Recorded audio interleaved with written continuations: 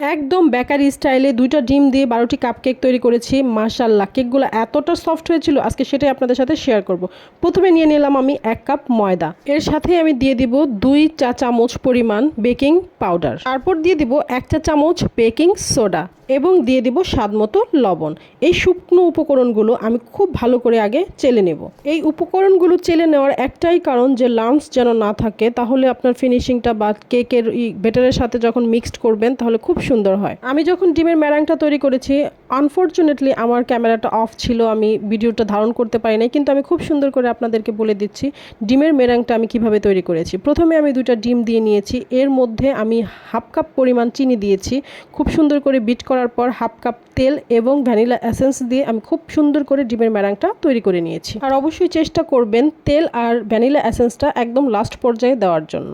আসলে ভ্যানিলা এসেন্সটা হচ্ছে গিয়ে আমাদের যে কেকের মধ্যে থেকে যে ডিমের গন্ধটা আসবে সেটা আর আসবে না, এটাকে রিমুভ করে দেয়। ভ্যানিলা এসেন্সের একটা খুব সুন্দর একটা কেক ফ্লেভার নিয়ে আসে, সে কারণেই ভ্যানিলা এসেন্সটা দিতে হয়। আর আমি এখানে 1/3 কাপ লিকুইড দুধ নিয়েছি, একদম নর্মাল নিতে হবে।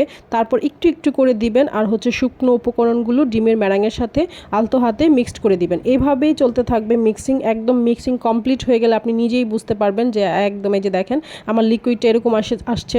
আসলে এখানে কিন্তু মেজারমেন্টের হেরফের করা যাবে না, একদম পারফেক্ট মেজারমেন্টটাই দিতে হবে, তাহলে আপনি খুব সুন্দর একটা রেজাল্ট পাবেন।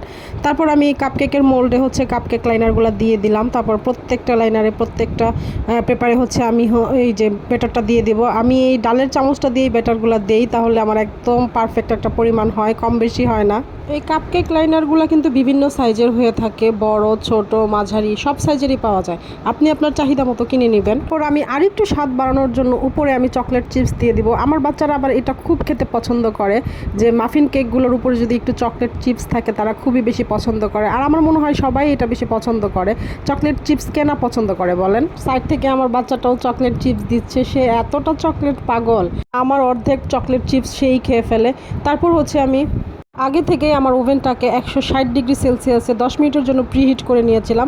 তারপর আমি এটা 15 মিনিটের জন্য বেক করে নিয়েছি। দেখেন মাশাআল্লাহ কতটা সুন্দর হয়েছে। একসাথে আমি 12টা কাপকেকের ছবি দিতে পারলাম না, কারণ একবারে তো 12টা বেক করা যায় না। প্রথমে আমি 10টা করেছি, তারপর হচ্ছে বাকিগুলো করেছি, কিন্তু আমি এই 10টা বের করার সাথে সাথে আমার কাপকেকগুলো শেষ হয়ে যায়। যে দেখেন এত সফট আর এত মোলায়েম, আর এটা বাচ্চাদের টিফিনে দিয়ে দিলেও কিন্তু বাচ্চারা খুব হেলদি একটা খাবার পায়।